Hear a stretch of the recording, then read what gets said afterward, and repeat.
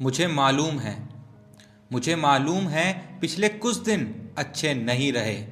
मुझे मालूम है पिछले कुछ दिनों में वो नहीं हुआ जो आप चाहते थे, और शायद वो हुआ जो आप नहीं चाहते थे। पर कोई नहीं, धीरज रखना, क्योंकि इस वीडियो को एंड तक देखने के बाद आपका मन जो थोड़ा सा पिछले कुछ दिनों में विचलित सा हो उठा है, और शायद आपका आपकी टीम पर से थोड़ा सा भरोसा जो उठा है, वो वापस से मैं वीडियो के एंड होने तक आपके दिलो जान में जिंदा कर दूंगा। और ऐसा मैं क्यों कह रहा हूँ ये बताने से पहले मैं आपको एक और चीज़ बताता हूँ कि हार जीत तो चलिए लगी रहती है, पर चाहे आपकी टीम जीते या इन केस हार भी जाए, पर फिर भी आप जीत सकते हैं। आप सोच रहे होंगे कैसे? बताता हूँ, क्योंकि आपकी जीत तय करता है खिलाड़ी अड्डा। क्योंकि आपको यहाँ घंटों बैठकर टीम बनाने की झंझट नहीं होती। खिलाड़ी अड्डा पर मिलते हैं आपको एक्सपर्ट द्वारा बनाए गए प्लेयर कॉम्बो, और आप जितना चाहे उतने कॉम्बो चुन सकते हैं। अगर आपका कॉम्बो जीतता है तो उसके बाद इंस्टेंट यूपीआई विड्रॉ से पैसे आएंगे सीधे आपके अकाउंट में। इस तरह खिलाड़ी अड्डा के फैन बैटल में आपकी इन्वेस्टमेंट पर आप 5 से 7 गुना एक्स्ट्रा कमाई कर सकते हैं। ग्रेट कस्टमर सर्विस और इजी यूपीआई विड्रॉल्स की वजह से खेलना और भी आसान हो जाता है।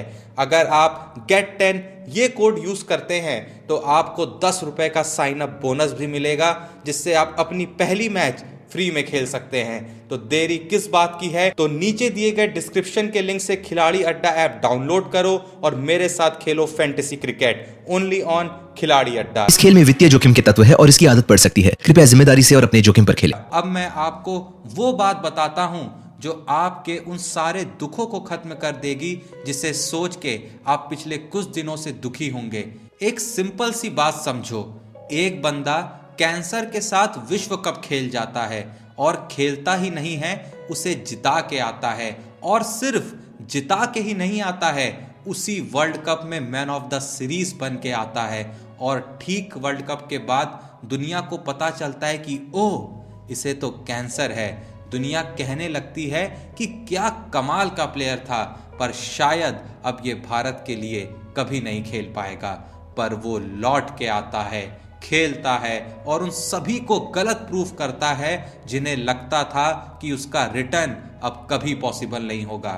पर अभी मैं आपको ये सब क्यों बता रहा हूं?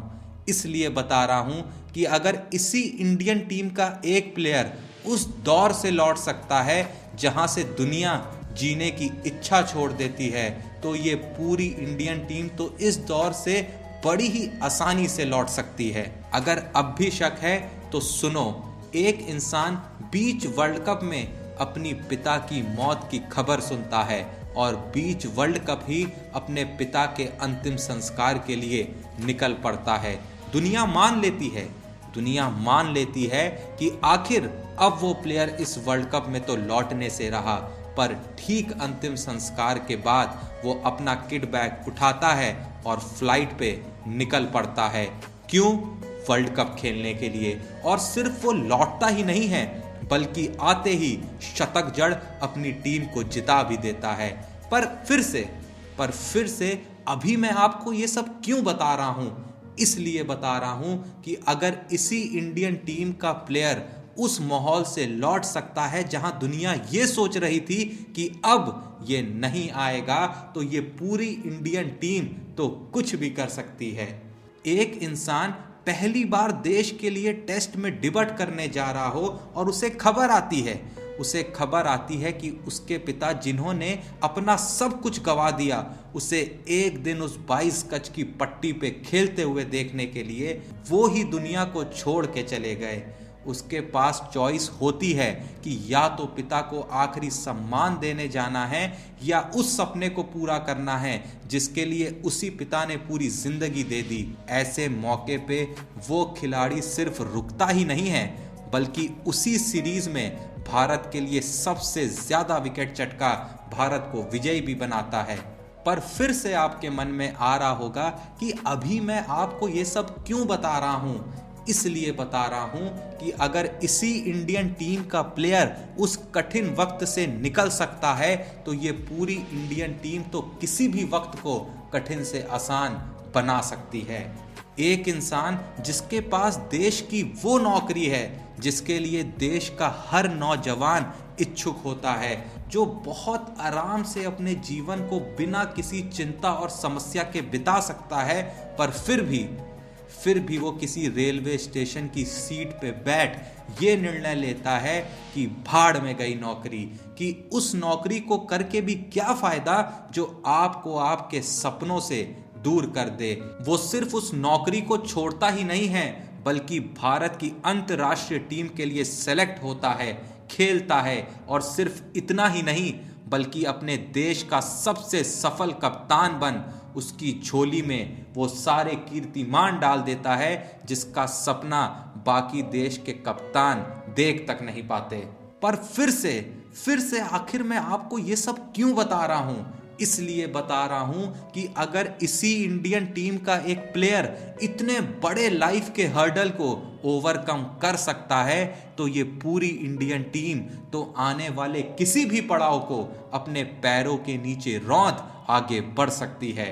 अगर अब भी थोड़ा सा शक आपके दिमाग में बचा हो तो ये सुनो कि एक इंसान जो सिर्फ 18 साल का था और कर्नाटका के खिलाफ रणजी मैच खेल रहा था, कर्नाटका पहली इनिंग में जहां 446 रन जड़ती है और उसकी टीम दिल्ली 14 रन पे 4 विकेट खो बैठती है, वो आता है और दिन का खेल खत्म होने तक नाबाद 40 रन बना के लौट जाता है और अपनी टीम का एक भी विकेट खोने नहीं देता। पर जब वो रात को अपने रूम में पहुंचता है तो उसे खबर मिलती है कि उसके पिता इस दुनिया में नहीं रहे। वो रोता है पर हिम्मत नहीं खोता। अगले दिन का खेल शुरू होता है तो पूरी टीम सोचती है कि वो अपने घर को निकल जाएगा, पर ऐसा होता नहीं है। वो पैड अप करता है और पिच पे जाता है। वो सिर्फ 90 रन मार अपनी टीम को फॉलो अप से बचाता ही नहीं है बल्कि जस्ट बैटिंग के बाद अपने पिता को जाके अंतिम विदाई दे देश और परिवार दोनों के प्रति अपनी जिम्मेदारी पूरी करता है। पर आपका मन शायद बार बार यही सोच रहा होगा कि अभी मैं आपको ये सब क्यों बता रहा हूँ। इसलिए बता रहा हूं कि अगर इसी इंडियन टीम का प्लेयर इन दुखों के पहाड़ों के बीच से भी अपना रास्ता बना दुनिया का सबसे बड़ा बैट्समैन बन सकता है तो ये इंडियन टीम तो कितने भी पहाड़ क्यों ना आए उन्हें चकनाचूर कर आगे बढ़ ही सकती है। ये सारे उदाहरण जो मैंने आपको दिए ये बड़े समंदर में कुछ बूंद के छींटे थे। हमारे देश के प्लेयर्स की तो इतनी कहानियां हैं जो अगर कह दी गई तो पूरी दुनिया उनके सामने नतमस्तक हो जाएगी। पर ये उदाहरण सिर्फ इसलिए थे कि उन दर्शकों का भरोसा और जोश वापस पैदा हो सके जिन्हें लगने लगा है कि ये टीम वापस उठ नहीं पाएगी, ये टीम वापस लड़ नहीं पाएगी। भाई साहब ये इंडिया है, ये जब वार करेगी ना तो आवाज भी नहीं आएगी और चोट अपने आप हो जाएगी। तो अगर आप लोग इस वीडियो में कही गई मेरी बात से एग्री करते हैं तो वीडियो को एक लाइक जरूर दें और आपका अब भी अपनी टीम पे कितना भरोसा है ये कमेंट सेक्शन में जरूर बताएं। और मैं रिक्वेस्ट करता हूं हर एक बंदा जो ये वीडियो देख रहा है मुझे उसका कमेंट चाहिए ही चाहिए कि वो अभी भी इंडियन टीम के बारे में कितना पॉजिटिव है।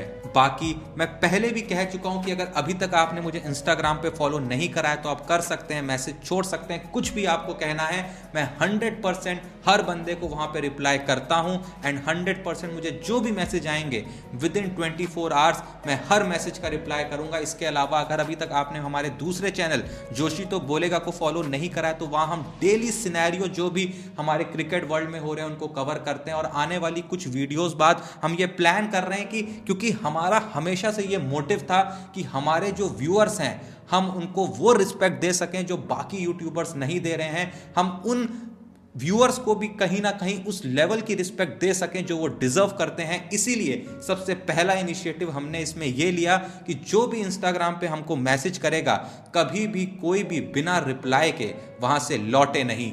दूसरा, हम ये प्लान कर रहे हैं कि आने वाले कुछ दिनों में हम जोशी तो बोलेगा पे ऑलमोस्ट कुछ ना कुछ वीडियोस में जो हमारे व्यूअर्स हैं उनको तक फीचर्स कर सकें, उनको शाउट आउट दे सकें, उनको वहां पे डिस्प्ले कर सकें, क्योंकि वो जितने बड़े क्रिकेट के फैन हैं उतने ही हम फैन हैं, इसलिए उनको भी वो रिस्पेक्ट मिलनी चाहिए, उनको भी वो पॉपुलैरिटी मिलनी चाहिए, वो फेस भी दुनिया के सामने उतने ही आने चाहिए जितना हम आते हैं। तो बेझिझक होके आप इंस्टाग्राम पे पहले तो मैसेज कर सकते हैं, हमें रिप्लाई कर सकते हैं, कुछ भी भेज सकते हैं, आपको 100% रिप्लाई मिलेगा जैसा मैंने कहा। और दूसरा, अगर अभी तक आपने जोशी तो बोलेगा पे हमें फॉलो नहीं करा है तो अभी जाएं, वहां पे हमें सब्सक्राइब करें, क्योंकि जैसा मैंने कहा आने वाली वीडियोस में आप लोग के लिए बहुत कुछ हमने सरप्राइज प्लान किया है। आप लोग खुद हमारी वन ऑफ द वीडियोस में आएंगे और मैं ये प्रॉमिस करता हूं कि मेरा एम है हर बंदा जो हमें देख रहा है वो हमारे चैनल पे फीचर हो सके, भले ही इस एम को पूरा करने में टाइम लगे, पर मैं प्रॉमिस करता हूं ये एम जरूर पूरा होगा। और लास्ट में, अगर अभी तक आपने हमारे इस चैनल को सब्सक्राइब नहीं करा है तो सब्सक्राइब कर लें, क्योंकि ऐसी वीडियोस आपको आगे भी देखने को मिलती रहेंगी। बाकी मिलते हैं अलग वीडियो में, फिर से एक अलग स्टोरी के साथ, एक अलग कॉन्सेप्ट के साथ। तो जय हिंद, धन्यवाद।